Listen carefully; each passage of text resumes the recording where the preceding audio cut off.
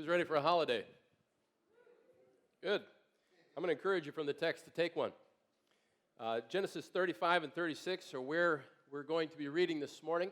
And if you could put that map up, Dan, I want to just do a little orientation here geographically. This is the journeys of Jacob, and Jacob was in Beersheba, way to the south in the mountainous area there. And he traveled from Beersheba all the way up to Uncle Laban's place when he was on the run from his brother Esau, who wanted to kill him. And that's way off the map.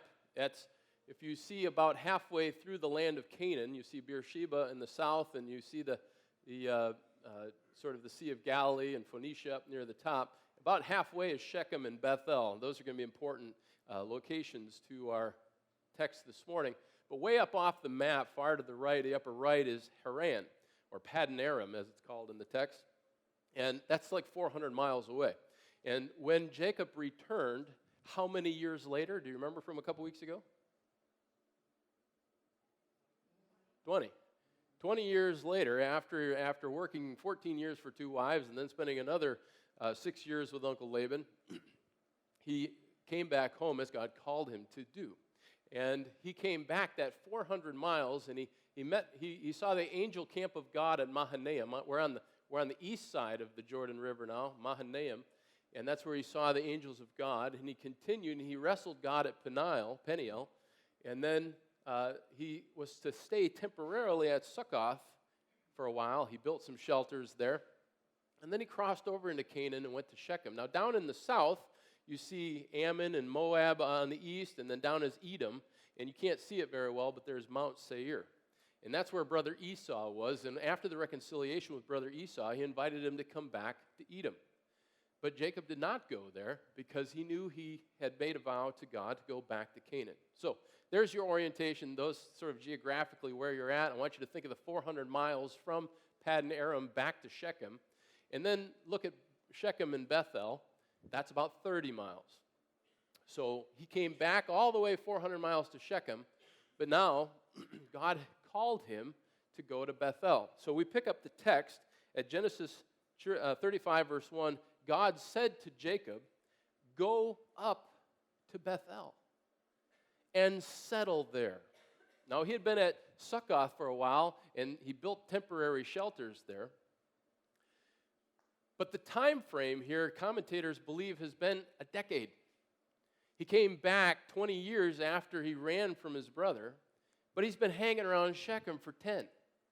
And he got it last week. We had his daughter was raped, and his sons went and killed everybody who was responsible and not responsible, killed the whole town. And that's what happened when he lingered at Shechem when he should have been going to Bethel. And so now God says to him, "Go to Bethel." Remember, we made this agreement. God showed up for him at Bethel with the stairway to heaven, the angels ascending and descending on it. And God said, "I will be a God to you." And he made a blessing. "I will give you this land, and I will give this land to your descendants."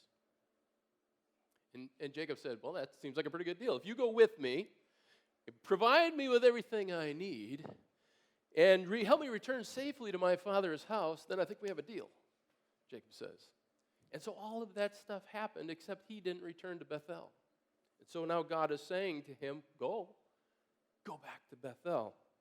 And he's also saying, settle there. Don't make temporary shelters. Now, I don't know about temporary for you, but a decade doesn't seem too temporary to me. I've apart from my boyhood home, I've lived 11 years here in Byron Center. It's the longest I've lived anywhere, and it doesn't feel very temporary. He's been living here in Shechem, short of where he was supposed to go for a decade. That's not very temporary. Would you say? And so God says, "Well, go back." Now, why didn't God appear to him and tell him to go back earlier? Maybe that was that one thing he said about, "Yeah, God, if you do all that stuff, I'll go back, and when I get there, I'll give you a tenth of all I have." Maybe Jacob thought, if I do go back, I told God I'd give him a tenth of all I have. That's a lot of stuff. So maybe, I don't know, maybe it was a cost thing. Maybe he wasn't willing to listen. If you remember the events of last week's chapter, after his sons had slaughtered the Shechemites, he said, "You've made us a stench in the nostrils of all these around us." Now, the Shechemites were gone, but who was he afraid of? Probably the friends and family of the Shechemites who lived in the other nearby towns. And now Jacob has a sense that he needs to be on the run again. See, this is a man who's been on the run before. He fled his brother Esau, went up to Uncle Laban. Then he fled his Uncle Laban and ran back to Mahanaim. And that's when Laban caught up with him. And then he encounters his brother, and so this is a guy who knows fleeing, and now he's afraid of all the relatives of the people of Shechem, the rest of the Canaanites, and he's afraid that they are going to pursue him. So God says to him, "Go up to Bethel, settle there, and build an altar there to God, the God who appeared to you when you were fleeing from your brother Esau." So God reminds him of this previous flights. So Jacob said to his household and all who were with him, "Get rid of the foreign gods you have with you and purify yourselves and change your clothes. Then come and let us go up to Bethel, where I will build an altar to God, who answered me in the day of my distress, in the many, many days of his distress, and who has been with me wherever I have gone." So they gave Jacob all the foreign gods that they had and the rings in their ears, and Jacob buried them under the oak at Shechem. Mind you, this is burial number 1. Then they set out, and the terror of God fell upon the towns all around them, so that no one pursued them. Were they fleeing? You're not fleeing if no one's chasing you, right? Except you're fleeing your fears, perhaps. But apparently nobody was chasing him because God had changed the circumstances so that he did not need to fear because God was with him. So, get rid of your foreign gods. What foreign gods did they have? Do you remember anything from the text that would have indicated before where these foreign gods had come from? Do you remember anything? Laban's household. Who took them from Laban's household? His favorite wife, Rachel, right? So Rachel had taken them from Daddy's household, and then she hid them. And so this is maybe a little portent of things that will happen later in this chapter with Rachel. She's key here. So they gather up all their stuff, but it's not just Rachel, because apparently there's things other than household gods they have with them. They have these rings in their ears, and we don't know what that's about. But they take the rings out of their ears, and they take out the foreign gods, and they bury them where? Under the oak at Shechem. Shechem is this place where they had this debacle with Simeon and Levi slaughtering all the Shechemites. But this place at Shechem is going to come back in the Israelite story later on. You'll remember a fella, Joshua, who said, "As for me and my house, we will serve the Lord." That contract with the Israelites took place here at this oak under Shechem, where Jacob is now putting aside these foreign gods and the influences of the Canaanites. You ever go to a place where after you walk out of there, you just kind of feel grimy? Because it's just kind of stuff in the air and it just kind of clings to you? I think that's kind of what's going on here. Jacob's been hanging out in Canaan, and the influence of the Canaanites have caused him and his family to be unpure. And so he says, "Purify yourselves and change your clothes." You have to put off the old and put on the new. I was with a group of young people that we went down after Hurricane Andrew. We've just had Hurricane Hermine come and make a mess out of Florida. We went to Hurricane Andrew's cleanup with a group of people from Emmanuel Christian Reformed Church. And while we were there doing cleanup, we also spent some time working at the Miami Rescue Mission. And the director of the mission said to us, "If we can get these guys off of drugs and alcohol, that's great. But unless we get them on to Christ, they usually go back, and worse." So the idea there is we have to put off the old and leave it off and put on the new. This is going to be a theme through this text, putting off the old and putting on the new. And so Jacob says, "Purify yourselves and put on clean clothes." It seems like Jacob's finally getting the idea here, doesn't it? They buried them at the oak at Shechem, and the terror of God fell upon them, upon the towns all around them, so that no one pursued them. Jacob and all the people with him came to Luz. That was the old name of the city. That is Bethel in the land of Canaan. So we have a name change here. It's a name change from the town of Luz, which had been called before Jacob had his experience there. It was in the area of Luz. And God met with Jacob there, and he had this awesome experience. He said, this must be the house of God. That's what Bethel means. Beth means house. El means God. House of God.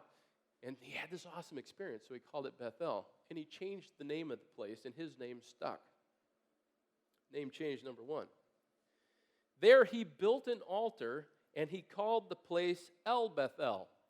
God, house of God, is what that means literally, because it was there that God revealed himself to him when he was fleeing from his brother. So it's a reminder of that, actually now 30 years ago, when he fled the first time.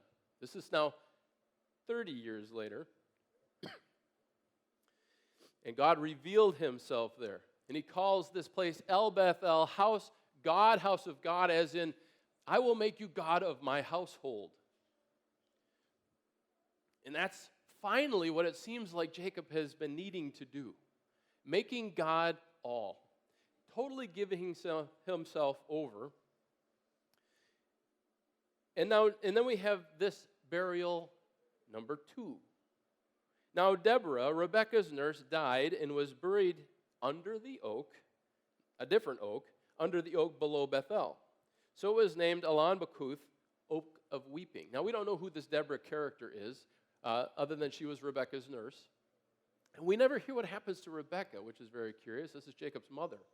Jacob's mother, Rebekah, is the one who encouraged him to run away from his brother Esau until his fury subsided and go to Uncle Laban. And we don't hear what happens to her. But we don't know, evidently this Deborah had made quite an influence on the clan, for she traveled with them, and at her burial there was great weeping. And so we have this contrast between the burial of the household gods and those sort of things at the Oak of Shechem, and now we're here at the Oak of Bethel and the burial of Deborah, and here there is great weeping. Here there was not. They were not weeping at putting away the old gods. There's no weeping recorded there, and it's a good thing. But here this Deborah had evidently had influence on people, and her loss was felt. Her loss was deeply felt, and there was this weeping. So this weeping is a theme now that will also return in the chapter. Verse 9, after Jacob returned from Paddan Aram, God appeared to him again and blessed him. Now he returned from Paddan Aram after 20 years, and God met with him. But it's not clear from the text if it's referring back to that time, 10 years ago, or God is appearing to him again 10 years later. But it seems like Jacob really hasn't moved or grown spiritually. This 10 years has been a loss. He's been at Shechem, he's been where he shouldn't be, and terrible things have happened. Now God appears to him, or maybe it's just reference to where he appeared to him before, but it seems this 10 years has been sort of a neutral. After Jacob returned from Paddan Aram, God appeared to him again and blessed him. God said to him, your name is Jacob, but you will no longer be called Jacob. Your name will be Israel. Name change number 2. Now this has already happened before, right? We read about this already. And it said, rather than heel grabber and the grasping, manipulating Jacob, I'm going to change your name to the one who wrestles with God and is victorious. But up until this point, Jacob is still going by Jacob and not Israel.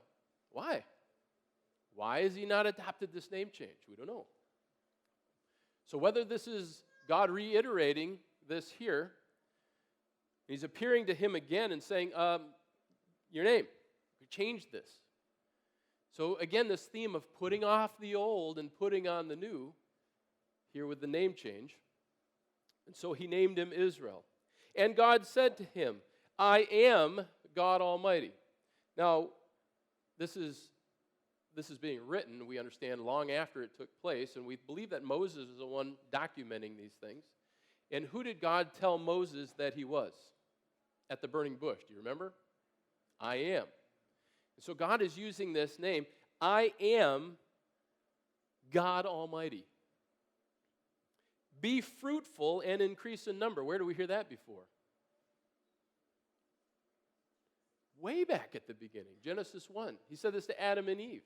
Be fruitful and increase in number. Fill the earth and subdue it. Rule over the fish of the seas. We sing this song, Genesis 1:28. It's one we know. And God is now reiterating this command, be fruitful and increase in number.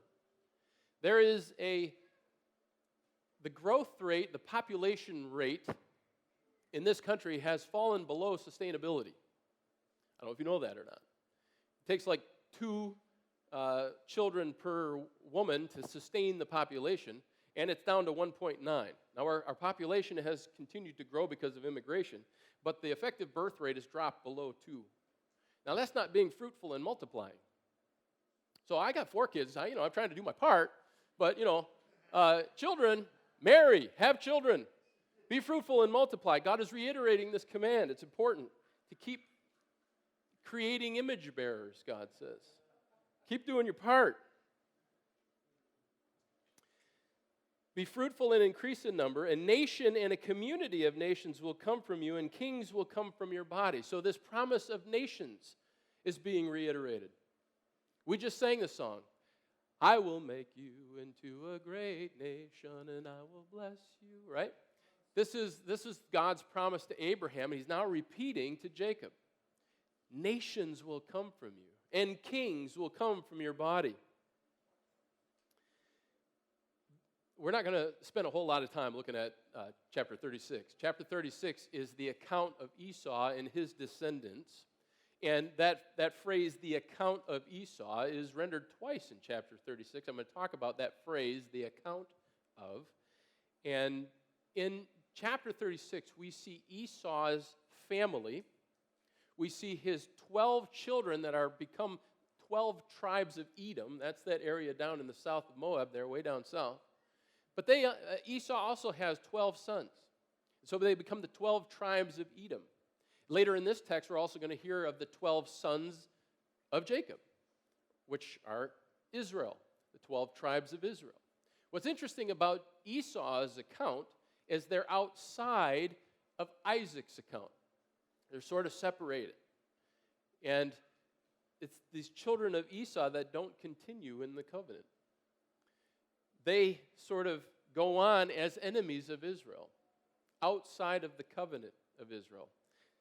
Now, in the development of this chapter 36, I'm going to spend this is about all the time I got for 36, but we see Esau's children going from a family to a tribal structure to a royal structure with kings. And so what we see in Esau's account is the promise being kept to Abraham that in fact kings have come from Abraham's body through Esau. And it happens quicker with the Edomites, Esau, than it does with the Israelites.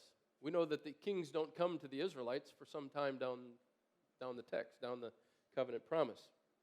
But God has kept his promise to Abraham through Esau, and now he's extending that same promise to Jacob. Nations will come from you, and kings will come from you, from your line, from your lineage. This covenant promise is a big focus of the book of Genesis, and it continues through Jacob. And sort of the drama of the next coming chapters in the book of Genesis is which kid? Through which kid will the covenant promises go down to the ultimate king, the King of Kings, the Messiah?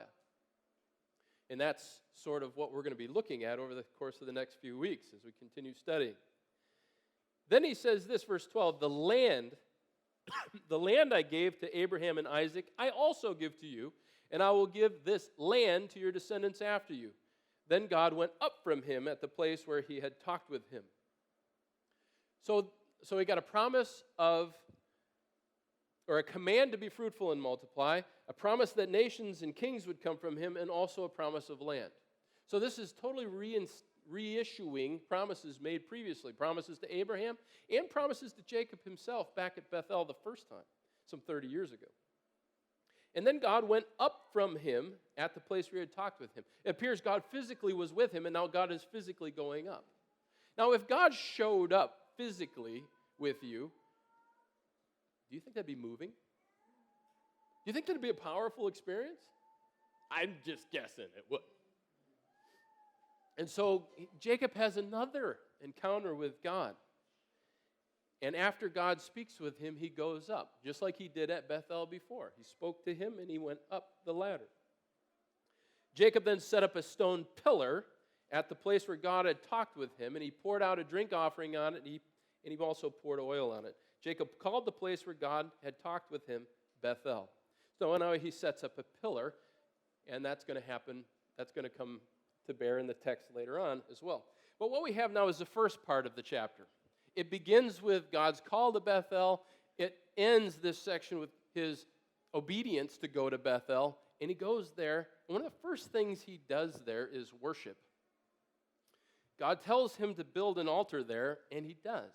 He calls his people to gather around, to purify yourselves, put off the old, and come and worship. And they build an altar, and they worship.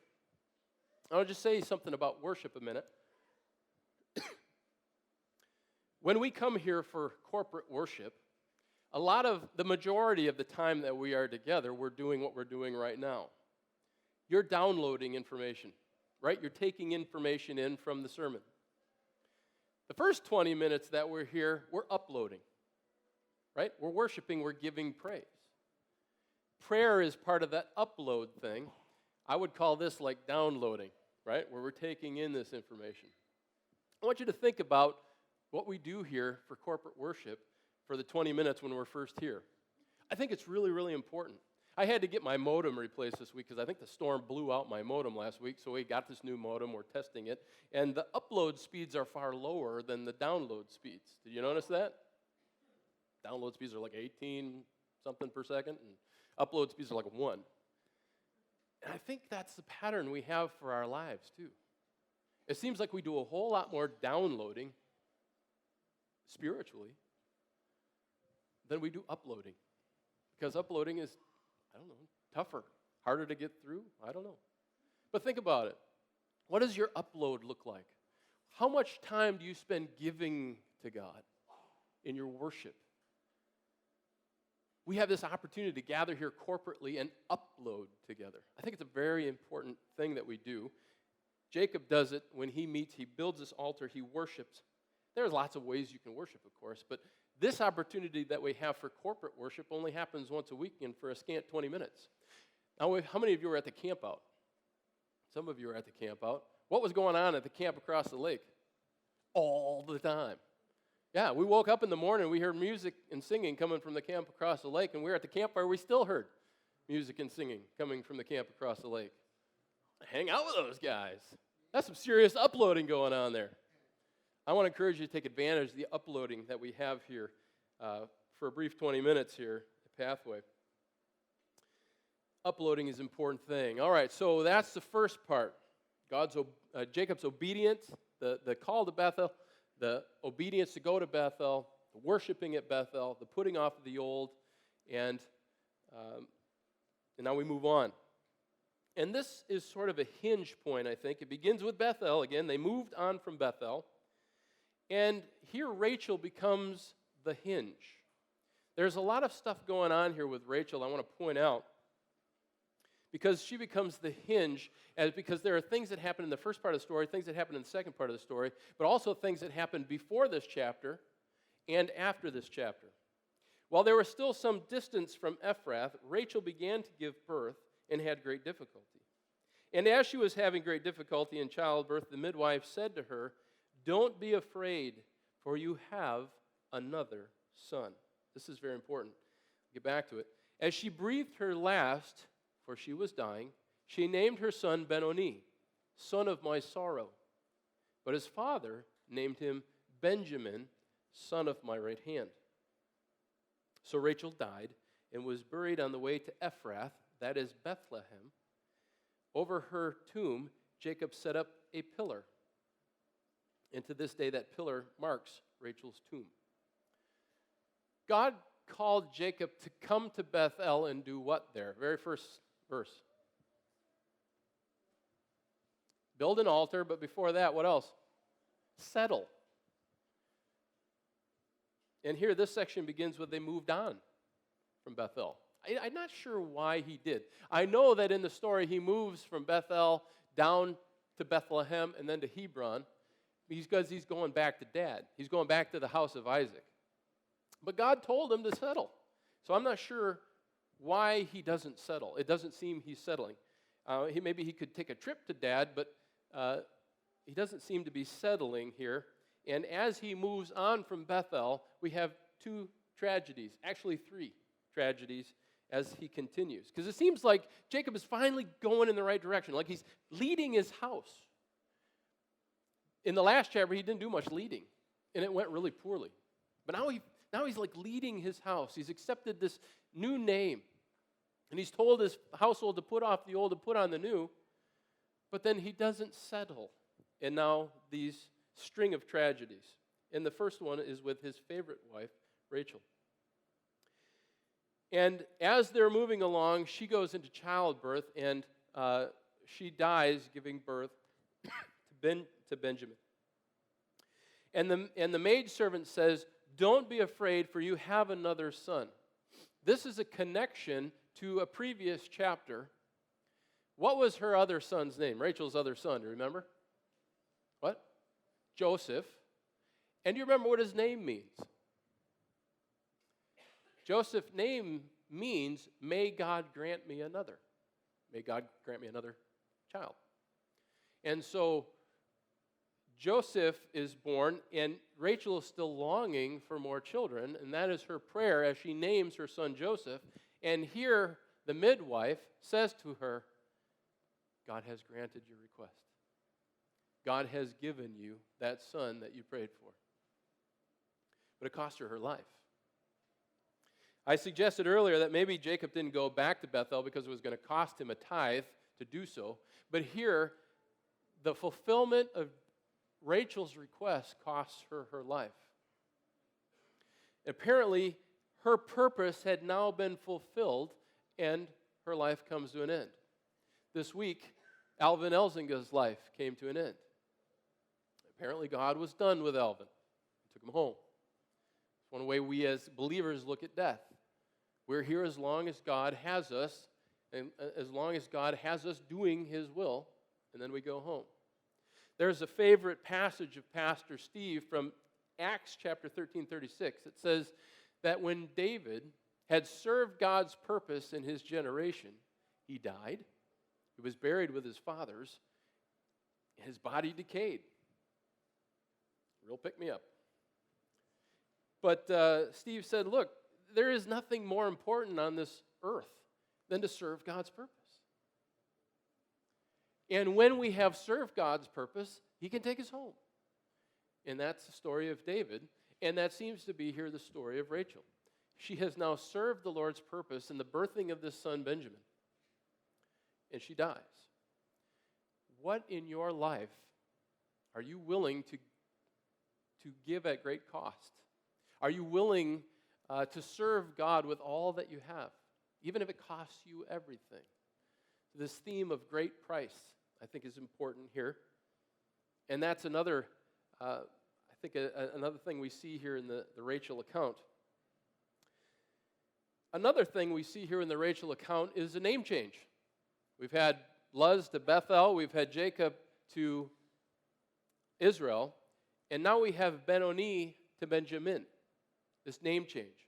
She names him son of my sorrow, because in her anguish, she gives birth to this son and calls him son of my weeping, son of my sorrow. This weeping thing is something that we saw back in the text before when they wept for Deborah, so there's a connection to weeping earlier in this chapter. And now there's great weeping when Rachel dies, and she names this boy son of my weeping. But there's also great weeping that will come. I'll come back to that in a second after we talk about this name change. Ben-Oni means son of my sorrow. And it seems there's a pun or a word play in the Hebrew on this name. Benjamin, it sounds a little like Ben-Oni. Benjamin means strength, son of my strength. And this word Oni can mean trouble or wealth. Remember when Lot and Abraham had to part because they had such abundant wealth that it caused trouble? There's a connection here between wealth and trouble in the Hebrew language. And so she says, this is the son of my trouble. And so Jacob sort of spins it to son of my wealth, or son of my strength, son of my right hand, quite literally. And so Jacob here, who's had his name changed himself, is apparently going with not the negative spin on this son's name, but the positive spin on this son's name. Some commentators believe that this child came after Jacob was 100 years old. And so this is a highlight for him. Now, it's a great loss to lose his favorite wife, but now he has this son.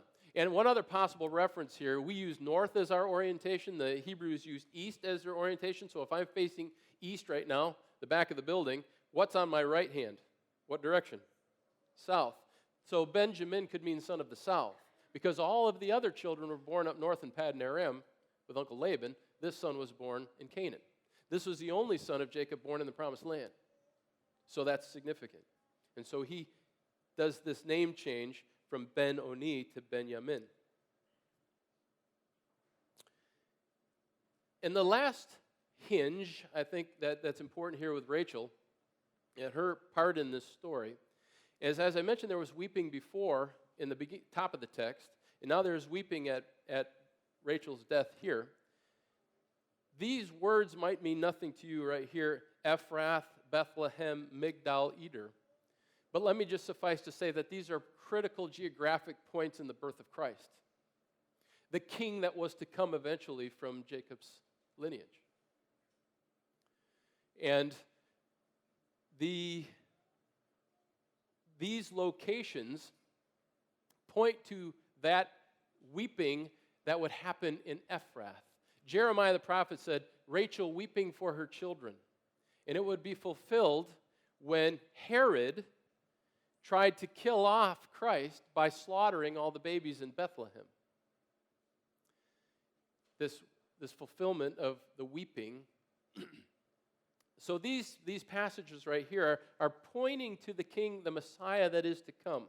So Rachel is this pivotal point in the chapter. The prophecy runs through her, points to Christ, even though it is not necessarily through her lineage that the Christ comes. So she plays an important role nevertheless. And so those are things that are in the text here that point on further. We're always looking for Christ as we study the text, and that is another significant thing in this section about Rachel. Verse 21, Israel moved on again. Why didn't he settle in Bethel? I don't know. But he moved on again and pitched his tent near Migdal Eder. While Israel was living in that region, Reuben, his oldest, went in and slept with his father's concubine Bilhah, and Israel heard of it. So moving on, I don't know why they moved on, but now they have another tragedy, a family disgrace. Reuben was the oldest and was probably heir apparent, a rightful heir to Jacob's family and goods. He's evidently the oldest and should become the next in charge.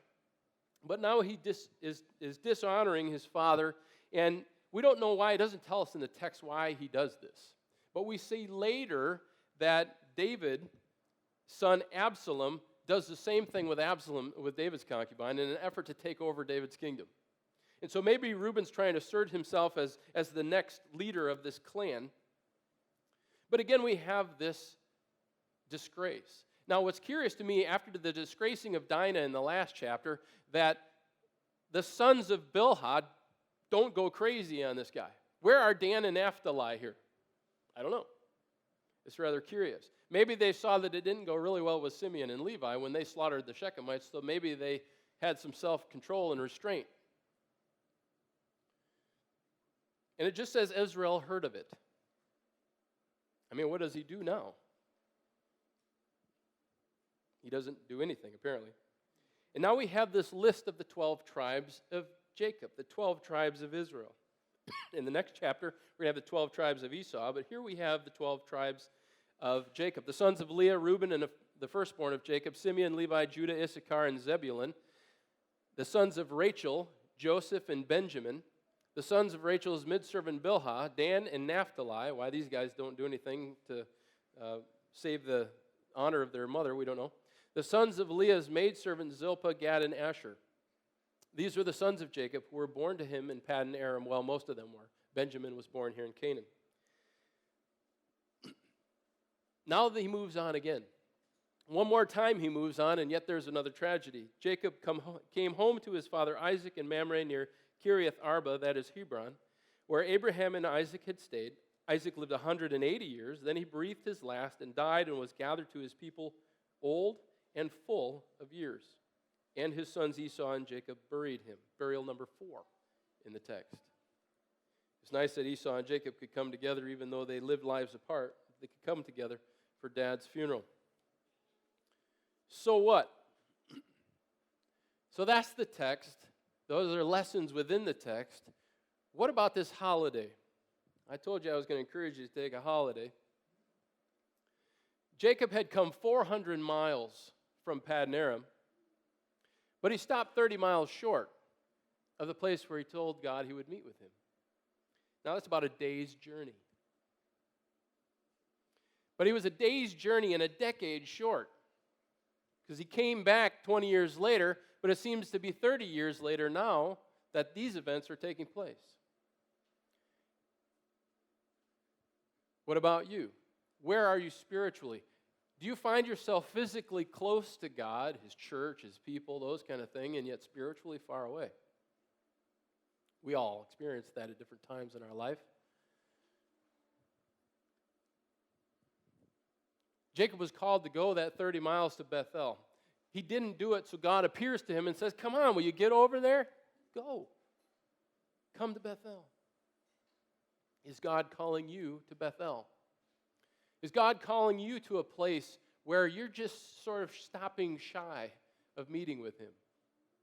Is God calling you to take a holy day, a day's journey with Him?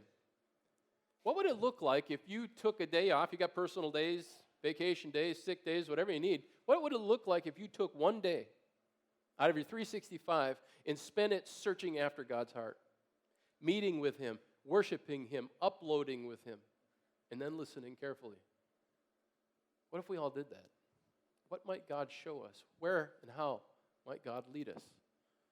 Maybe you need to take a holiday. Maybe you need to take a holy day and go a day's journey with God. The uploading thing I mentioned before, I want to encourage you to think about uploading.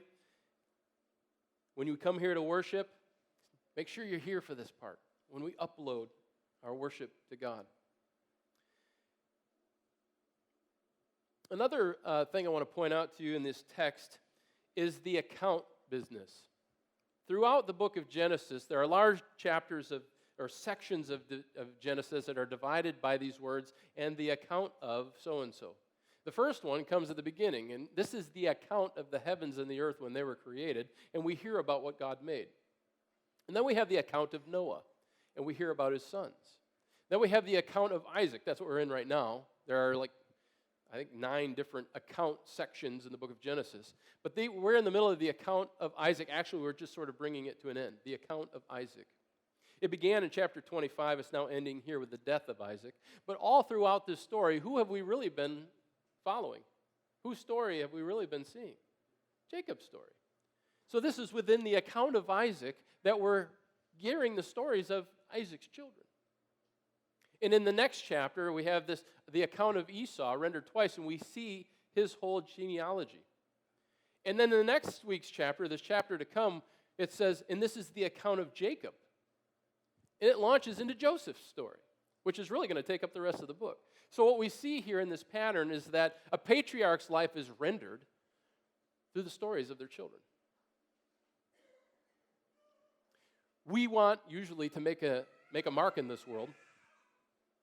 And to do so, we're going to do that through the lives of the people around us. This past Thursday night, we had Alvin's funeral, and his sons and his grandchildren rendered an account of his life.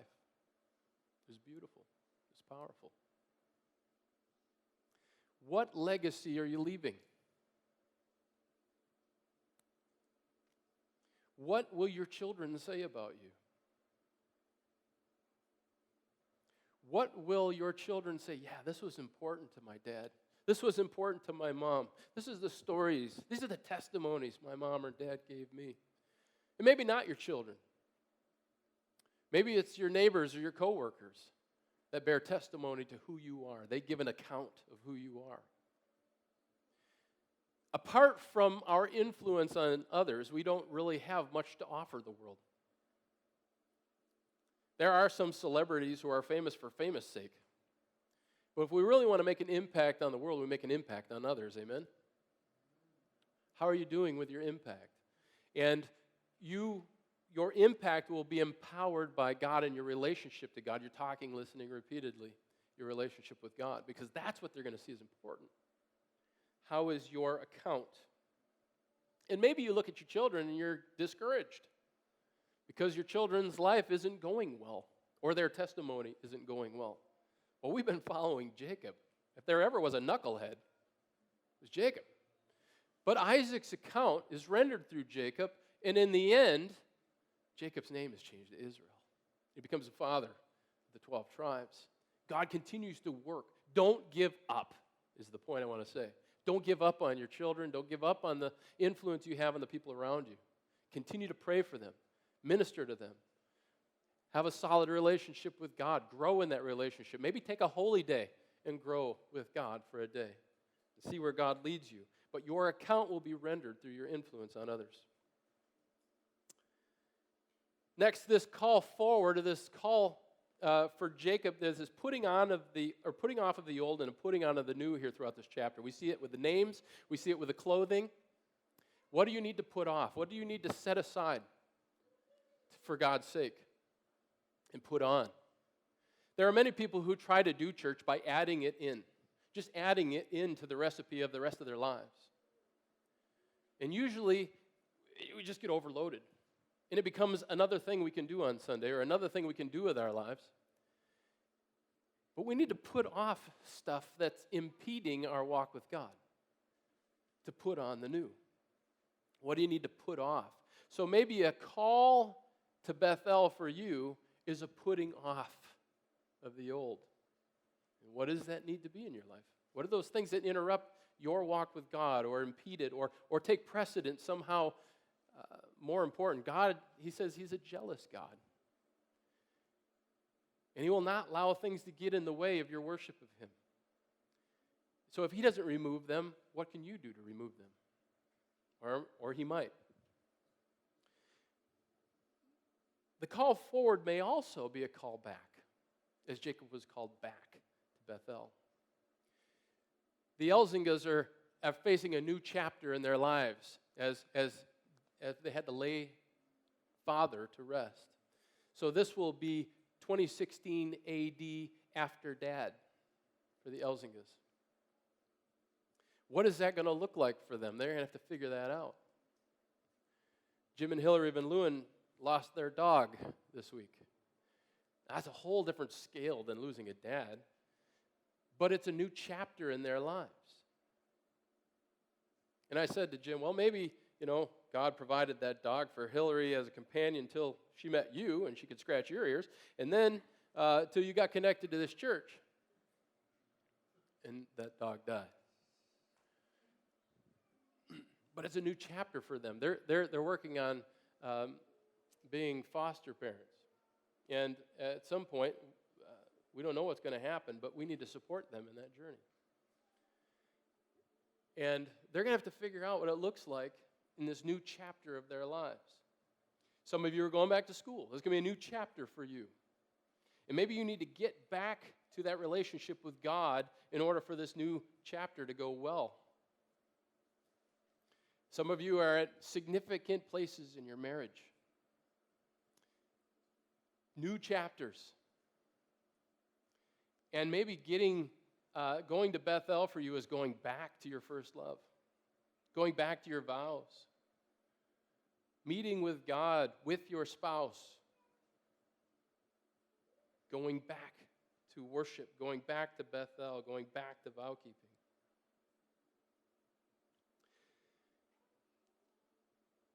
In all of these things, throughout the whole of the chapter, we see Jacob finally getting to where he should have gone a long time ago. And it feels like he's making a turnaround. And we go, oh, phew, finally, way to go, Jacob, now Israel. But it doesn't go smooth sailing after that, does it? As soon as he goes back to Bethel, well, on the way, he has 3 funerals and a family disgrace. God never promises that it would go smooth sailing for us. But as we heard Thursday night in Alvin Elzinga's testimony via video, is that when things seemed impossible is when God proved himself real. He tried insurance, he tried veal calves, he tried oil. All these things fell apart. But he said it was in those things that God proved himself real to me. Jacob doesn't have smooth sailing after his name is changed to Israel, but he presses on. He calls his son not Ben-Oni, but Benjamin, son of my right hand. And he continues going forward. And we'll see as we go forward the account of his life as rendered through his children as we continue to read. We're going to be singing a song in a minute, Blessed be the name of the Lord, in a land full of opportunity and blessing, or whether there's drought and famine. Jacob continues now in this relationship with God. Let's do the same. Let's pray together. Heavenly Father, as we continue to work through the story of the patriarchs, we see you demonstrating your power, your ability to keep your word, even when those around you fail. And Father, as we continue journeying forward, we have a holiday tomorrow. Maybe some of us need to take a holy day, a day's journey with God to get back to our Bethel. But Lord, whatever is happening, whatever the circumstances, whatever the new chapter that we're looking at, Lord, help us to meet with you, to worship you, to work on that relationship with you, trusting that even if it goes difficult, you will be with us. You will keep your promises. Blessed be the name of the Lord. Let God's people say, amen. At this point, we're going to be taking an offering. If you're new visiting with us, this is an offering given by the members of the church for the ministry of the church. You can tear off a third of that program that you have. You can write in there, tell us who you are and how it is that you got to be with us this morning. Put that in the basket as it goes by.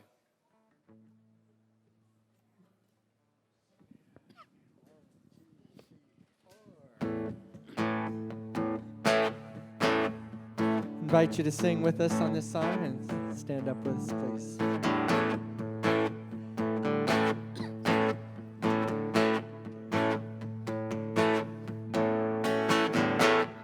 Blessed be your name, the land that is plentiful, where streams of abundance flow. Blessed be your name. Blessed be your name, when I found in the desert place, though I walk through the wilderness. Blessed be your name. Heaven's blessing you pour out, I'll turn back to praise. When the darkness closes in, Lord, still I will say, blessed be the name of the Lord. Blessed be your name. Blessed be the name of the Lord. Blessed be your glorious name. Blessed be your name when the sun's shining down on me, when the world's all that it should be. Blessed be your name. Blessed be your name on the road marked with suffering, though there's pain in the offering. Blessed be your name. Every blessing you pour out, I'll turn back to praise.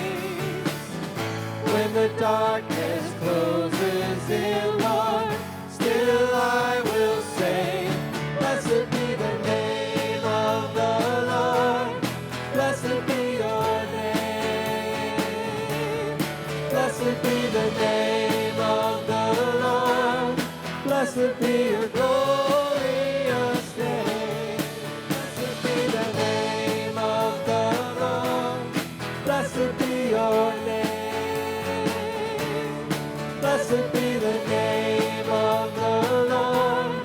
Blessed be your glorious name.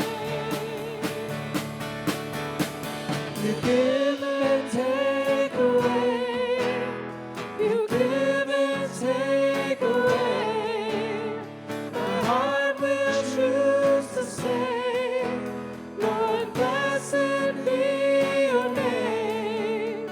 You give and take away. You give and take away. My heart will choose to say, Lord, blessed be your name. You give and take away. You give and take away. My heart will choose to say, Lord, blessed be your name. Blessed be the name of the Lord. Blessed be your name. Blessed be the name of the Lord. Blessed be your glorious name. Blessed be the name of the Lord. Blessed be your name. Blessed be the name of the Lord. Blessed be your glorious name.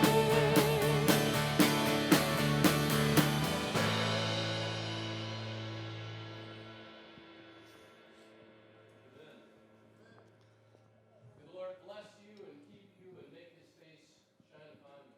May the Lord turn his face toward you and grant you his peace. Go in love, serve the Lord. If you want prayer, we have an intercessor here who will pray for you. Otherwise, have a great holy day and join us for some refreshments through the double doors. Have a great weekend.